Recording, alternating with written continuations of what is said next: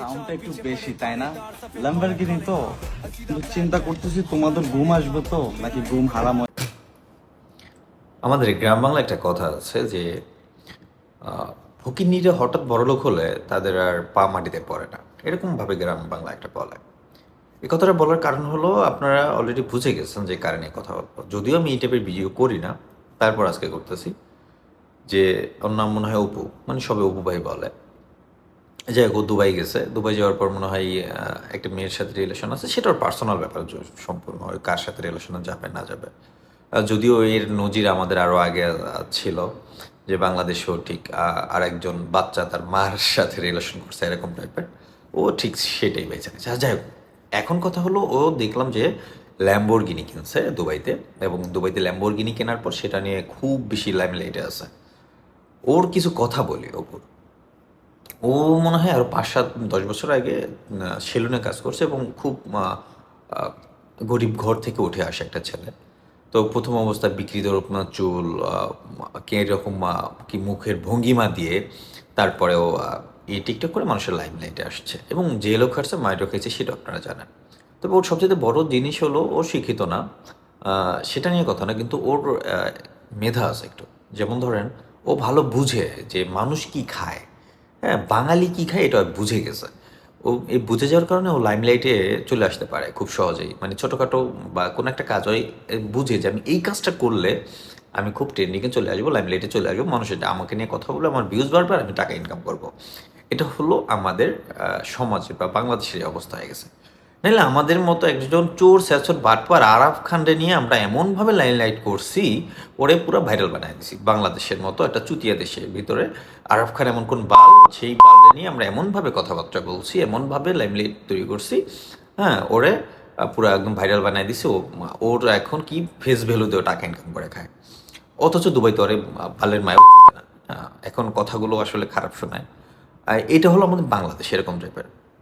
আপনি দেখবেন যে পরীমণি বাংলাদেশের নায়িকা, যদি আমার ভালো লাগে, ওর মতো একজন নায়িকা বা বাংলাদেশে আর অনেকে আছে যে এক্সাম্পল স্বরূপ টিকটকার মামুন, হ্যাঁ, তারপর ওই যে ওর মা টাইপের যে মহিলা ওই লায়লা, ওরা কোথাও গেলে 90 জন 100 জন মানে সাংবাদিক তাদের পিছনে যায় এবং তাদের সাথে সামনে মাইক ধরে, মানে তাদের নিউজ করতে হবে। অথচ বাংলাদেশের প্রায় 90 লাখ থেকে 1 কোটি মানুষ না খেয়ে প্রতিদিন জীবনযাপন করতেছে, 3 বেলার জায়গায় 1 বেলায় খাচ্ছে, তাদের দিকে কোনো রকমের নিউজ নাই। চুতিয়া বাঙালি, চুতিয়া আমাদের সাংবাদিকতা, আর চুতিয়া আমরা যে আমরা সেই সব জিনিস খাই। এখন এতগুলো কথা ওঠার কারণ হলো ওপরে নিয়ে ও ল্যাম্বরগিনি কিনছে। ওই যে বললাম যে ওর একটা ভালো দিক হলো বুঝে যে বাঙালি কী খায় এটা বুঝে গেছে, ও লাইমলাইটে চলে আসতে পারতেছে, ভাইরাল হয়ে যাচ্ছে, ও ট্রেন্ডিং কামাতে পারতেছে। এটার কারণ হলো ও ইদানিং একটা ল্যাম্বরগিনি কিনছে দেখলাম।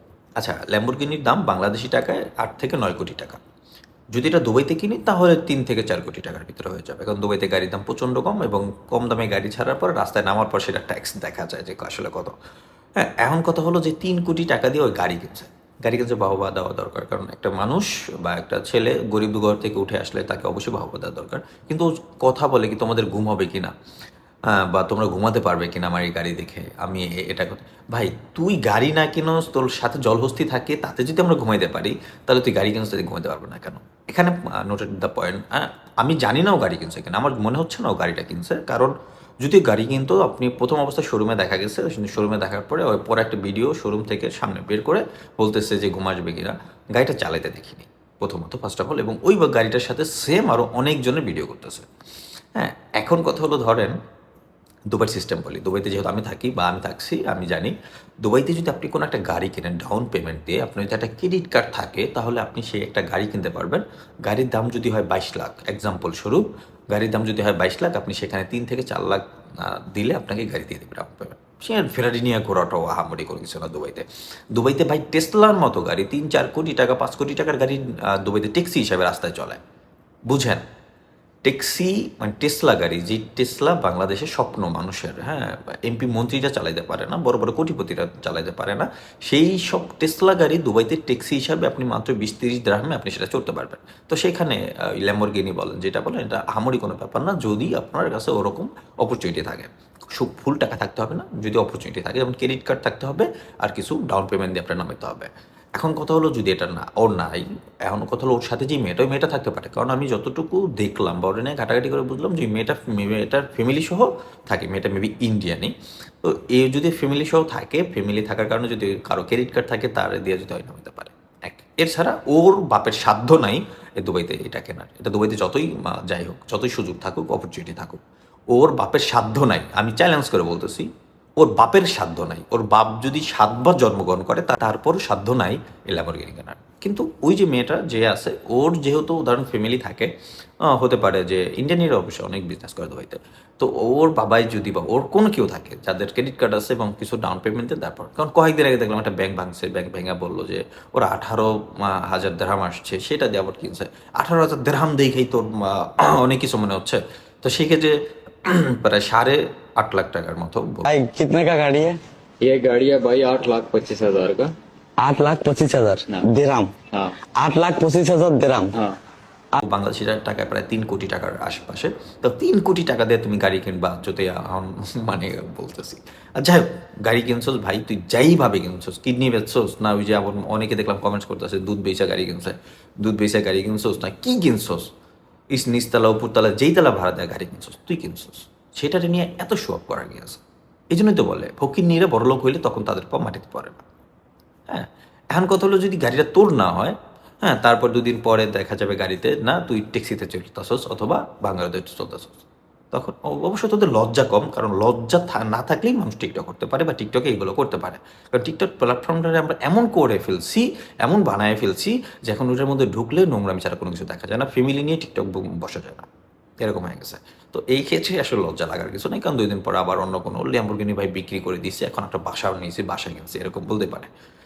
এই যে ধরেন যেই জিনিসগুলো আমরা খাই, ভিউজ দিচ্ছি, এখন এতে লাভ কার? আপনার না আমার, আমাদের কারো লাভ নেই, টোটালি লাভটা ওর। কেননা ও এই জিনিসগুলো লাইমলাইট করে ও ভিউজ কামাচ্ছে, সেটা দিয়ে ও ওর পেট চালাচ্ছে, এটা ওর ধান্দা। পৃথিবীতে ভাই সবাই ধান্দাতে চলতেছে, এখন এটা হলো ওর ধান্দা, এখন ওর ধান্দায় ও সাকসেস। কিন্তু আপনি ঘরের ভিতরে বসে বসে স্ট্যাটাস দিয়েছেন অপু ভাই একজন টিকটকার হয়ে যদি এত ল্যাম্বরগিনি কিনে আমি পড়াশোনা করে কী হবে? ভাই আপনি পড়াশোনা করে কী হবে? আপনি কি অপু ভাই হতে চাচ্ছেন পড়াশোনা করে? শোনেন, পড়াশোনা আর ওই সোশ্যাল মিডিয়া এক জিনিস করবেন না।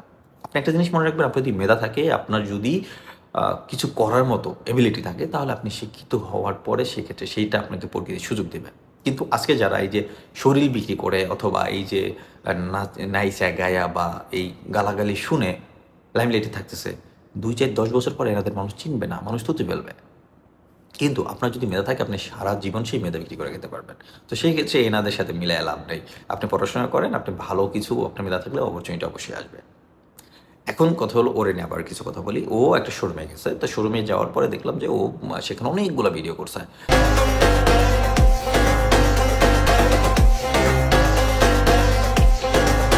কবে বের করবেন গাড়িটা, কবে বের করবেন গাড়িটা, কবে বের করবেন গাড়িটা? কিন্তু আমি ফাইনালি বের করে ফেলছি। কিন্তু আমার একটা জিনিস খুবই খারাপ লাগছে, যেটা আপনাদেরকে নিয়ে। আপনাদের ভাই এত হিংসা কেন ভাই? আচ্ছা, এটা যে প্রমোশন ভিডিও না, এটাই কিভাবে বুঝবো বলেন? ও তো প্রমোশন ভিডিওর জন্য যেতে পারে, যেহেতু ও দেখলাম যে অনেকগুলো প্রমোশন ভিডিও করছে। আমি বুঝি না বাঙালি কি বা ওরে প্রমোশন ভিডিও, আচ্ছা প্রমোশন ভিডিওর জন্য যেহেতু ওরে তো নিতে পারে, এমন তো হতে পারে ওইখানে জব করে বা জব পাইছে।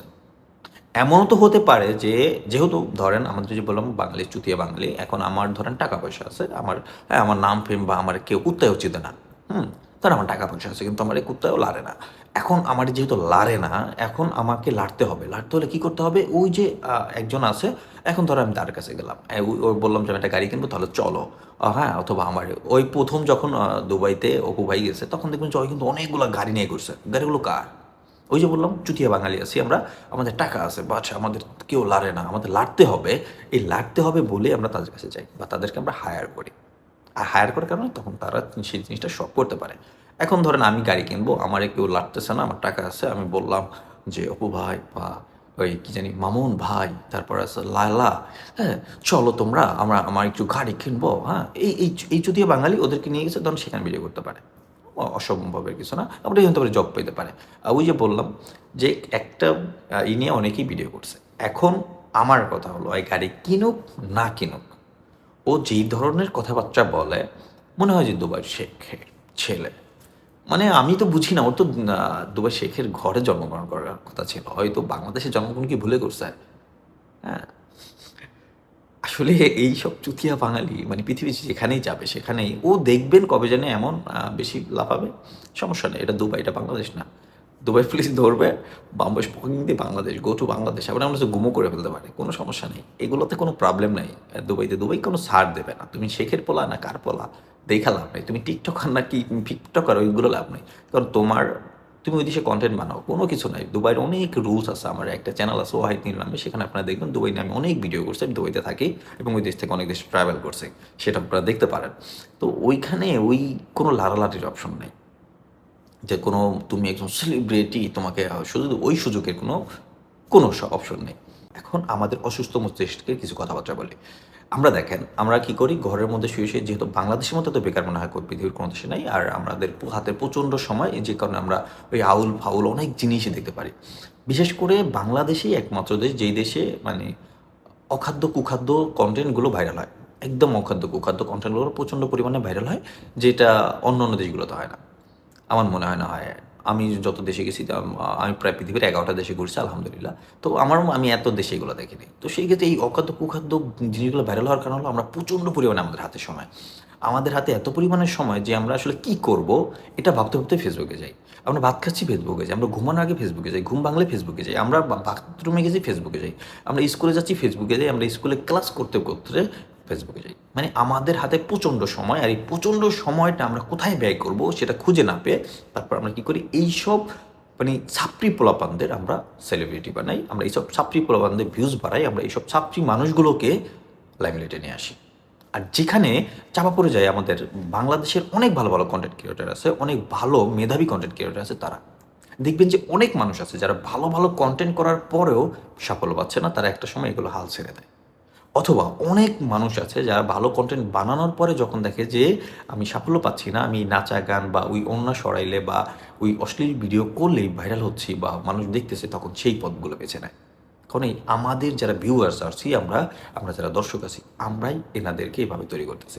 কারণ আমাদের রুচি বোধ দিন দিন এত পরিমাণে খারাপ হচ্ছে। আপনি চিন্তা করেন, যেই দেশে একজন হিরো আলম, যেই দেশে একজন প্রিন্স মামুন, যেই দেশে অপু ভাই, যেই দেশে আরও অনেক মানে ওই যে কয়েকদিন আগে কি জানি দলা বিলাই কালা বিলাই মানে অভাব নাই, যাদের ন্যূনতম কোনো মানে কন্টেন্ট, নতুন করে কন্টেন্ট বানানোর মতো কোনো কিছু নেই, মানুষের ব্যঙ্গ করে অথবা এমন সব অশ্লীল কাজকর্ম করে অথবা কী সব সাপ্রি টাইপের মানে ডায়লগ ফাইলগ দিয়ে ভাইরাল হয়ে আপনার আমার লাইমলাইটে চলে আসতেছে। ফেসবুকে ঢুকা যায় না, ঢুকলেই ওনাদের ভিডিও হয়তো পোস্ট, নাহলে ওনাদের ভিডিও। তার মানে কি, আমরা কাদেরকে সেলিব্রিটি বানাচ্ছি? দিন শেষে এরাই সেলিব্রিটি। আপনার আমার এই সব কথা, এই সব গল্প হয়তো এই পর্যন্তই শেষ, কিন্তু এরপরে কী হবে? এনারাই হয়তো সেলিব্রিটি, এনারাই টাকা ইনকাম করতেছে, এনারাই বাড়িঘর করতেছে, এনারাই আপনার আমার থেকে অনেক বেশি ভালো থাকতেছে। করার কিছু নাই। আপনার আমার রুচিবোধ যেদিন হয়তো চেঞ্জ হবে, সেদিন হয়তো এই সমাজটাও বদলে যাবে।